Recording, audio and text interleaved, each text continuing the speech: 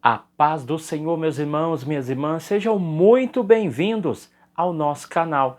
É Tempo de Ensinar EBD, um canal exclusivo para os amantes da Escola Bíblica Dominical. Eu sou Adriano Ricobelo, sou presbítero da Assembleia de Deus aqui da Cidade Franca, interior de São Paulo. Também sou professor da Escola Bíblica Dominical, ministro aulas também no CAPED, que é o Centro de Aperfeiçoamento de Professores da Escola Dominical. E hoje estaremos falando sobre um tema bastante interessante, bastante importante, ou seja, como foi o seu ano de 2023. O seu ano de 2023 começou com grandes expectativas e terminou com grandes frustrações? O seu ano de 2023 começou com grandes frustrações, mas terminou com grandes perspectivas? Grandes expectativas? Cada um de nós aqui, que somos cristãos, nós entendemos que a vida não é fácil.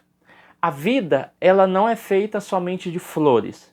A vida também é feita de espinhos.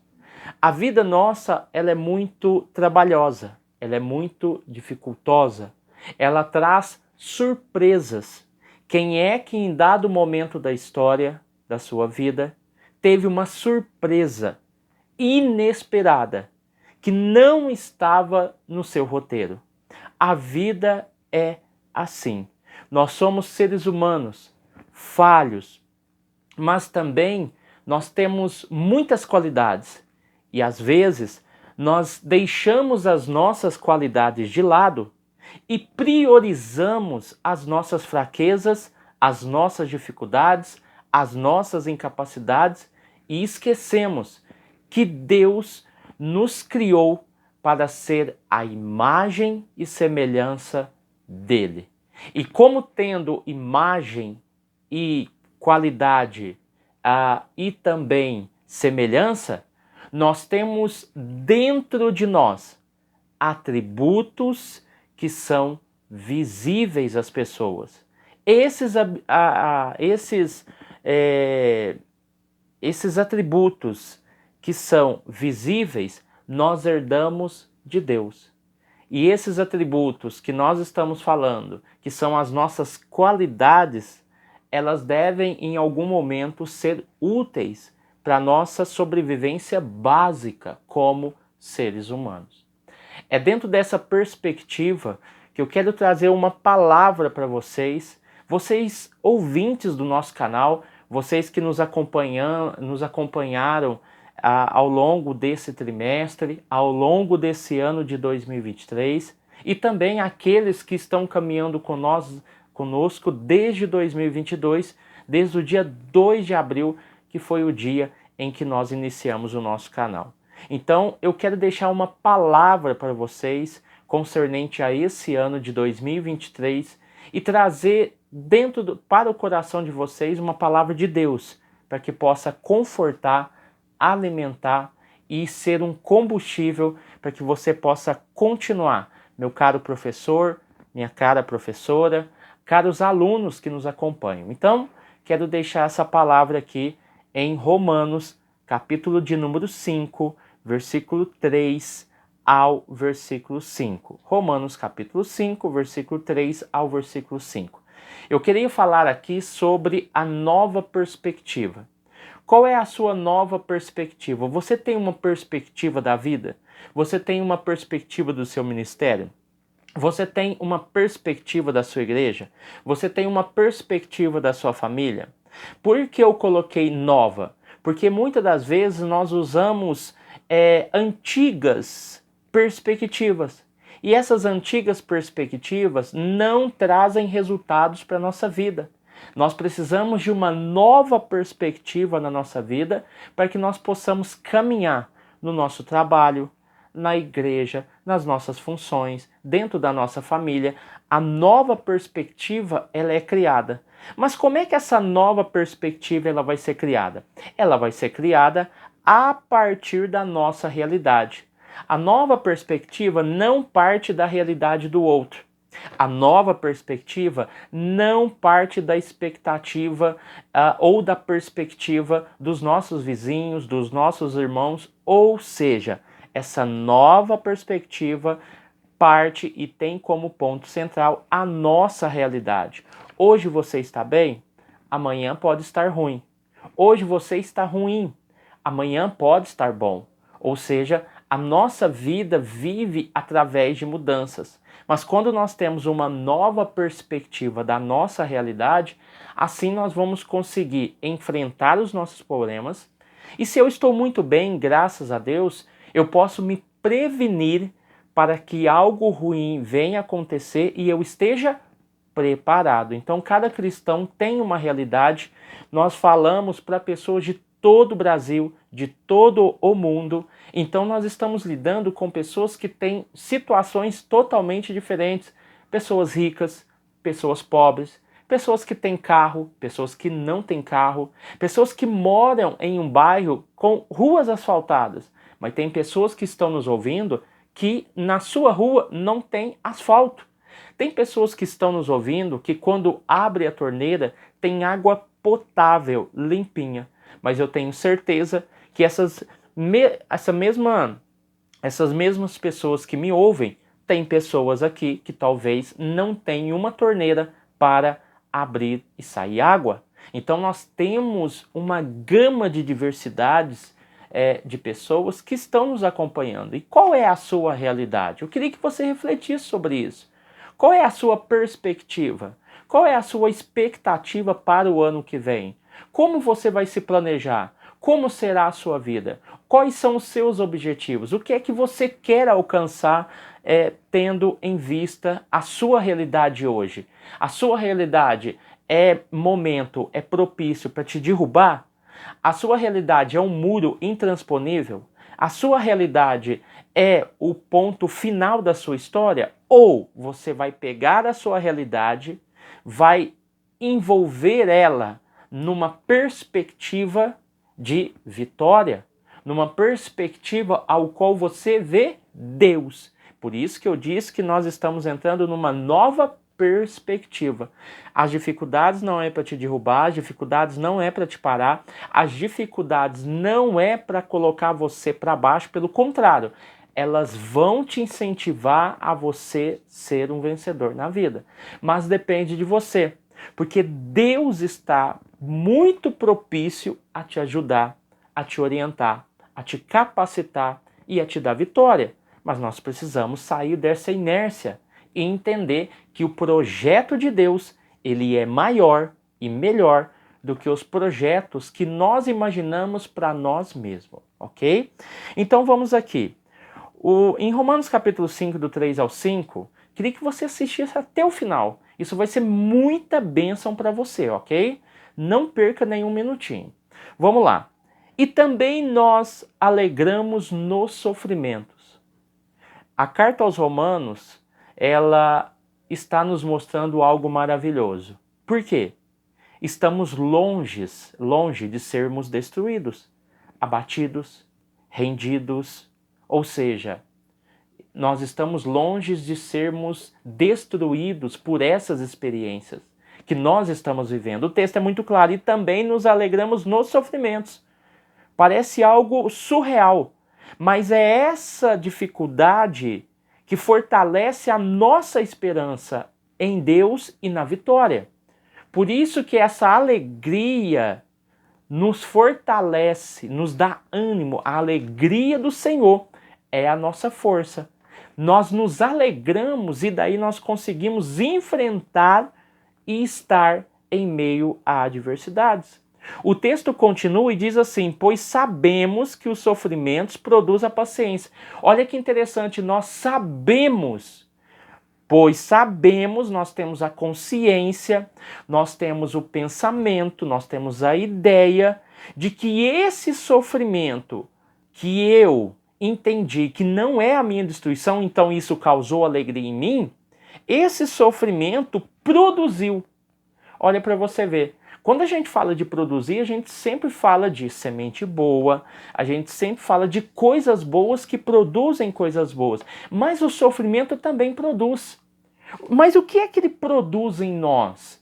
Porque nós já sabemos que nós vamos passar por muitos sofrimentos, mas nós entendemos, compreendemos e analisamos que esse sofrimento pode produzir paciência. Paciência é o que o texto diz. O sofrimento produz paciência. E se ele produz paciência, paciência é o quê? É uma força. Paciência é uma força ou perseverança disciplinada. Ou seja, é uma tolerância alegre e paciente. Com isso, nós estamos cientes dos riscos e que o sofrimento da origem fornece e gera. E o que ele vai produzir e o que é que ele vai fornecer e gerar? Paciência. Somente quem passou por uma dificuldade, um problema na vida, sabe o que é esperar. Hoje nós vivemos num mundo imediatista. Queremos tudo em um só momento. Mas o sofrimento, ele nos traz e produz a paciência. Como é que uma coisa ruim vai produzir algo bom? Isso é interessante, é intrigante, é bíblico. Esse sofrimento produz paciência. Então, esse sofrimento, ele vai produzir dentro de mim uma paciência que isso faz com que eu me mova, eu entenda, eu analise, eu reflita sobre isso. O que eu estou passando? E o texto ainda continua que a paciência que foi produzida pelo sofrimento traz a aprovação de Deus. O texto é muito lindo, é fenomenal. Essa paciência que foi produzida pelo sofrimento, e nesse sofrimento o texto diz que nós devemos nos alegrar, produz, ou seja, traz, cria a esperança, porque essa aprovação cria a esperança. Então você vê que tanto a paciência traz a aprovação de Deus, quanto ela cria a esperança. Então, dentro desse conceito, a paciência traz a aprovação de Deus, quer dizer que como ela traz a aprovação, traz o quê? Traz o que havia se perdido. Havia se perdido isso. Então, essa paciência trouxe a aprovação de Deus. A aprovação é o consentimento de Deus. É a atitude de Deus concernente aos nossos problemas. É a concordância, o aplauso, o louvor. Ou seja, nós estamos falando aqui que a questão da paciência trazer a aprovação de Deus, essa aprovação de Deus traz as bênçãos de Deus sobre a nossa vida. E isso é muito importante. Então, essa aprovação cria a esperança. É o que o texto diz.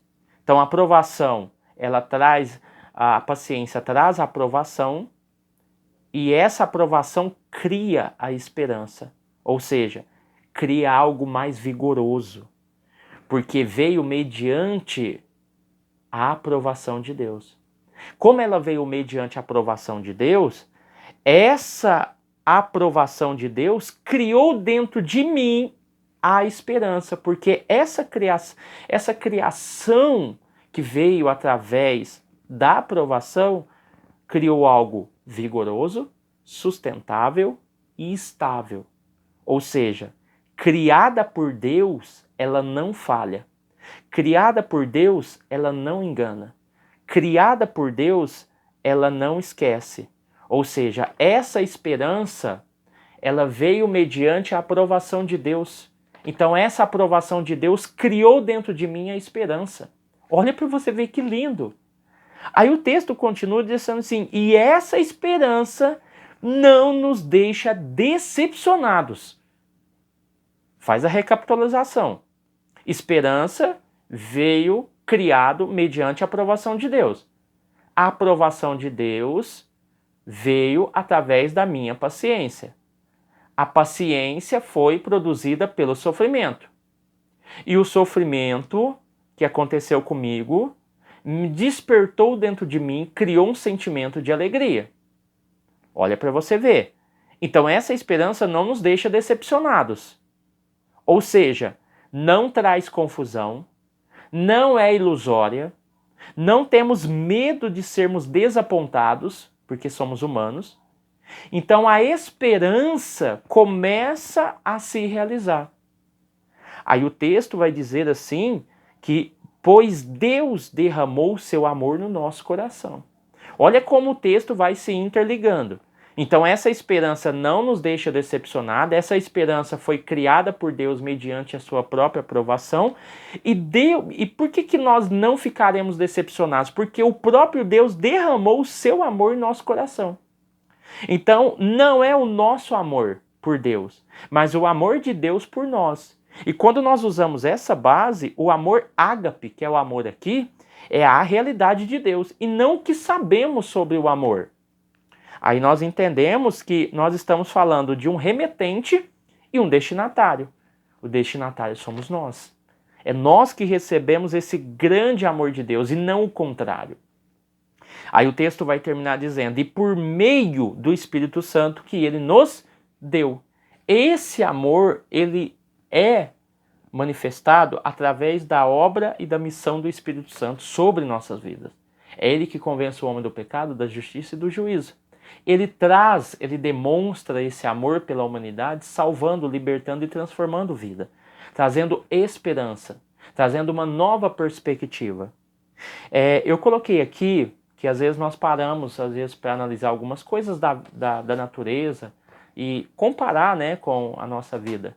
A nossa vida, ela é bem parecida com uma montanha, né? Quando nós olhamos a montanha de baixo para cima, parece que é o único desafio a ser enfrentado na vida. Parece que é algo intransponível, inalcançável. Quando nós começamos a escalar essa montanha da vida e chegamos até o topo dela, nós vamos ver que isso não foi o único objetivo da nossa vida. Não foi a maior dificuldade da nossa vida e também não foi a maior beleza que nós encontramos na vida. Pelo contrário, quando nós chegamos ao topo, nós vemos desse topo que há vários obstáculos ainda a serem enfrentados.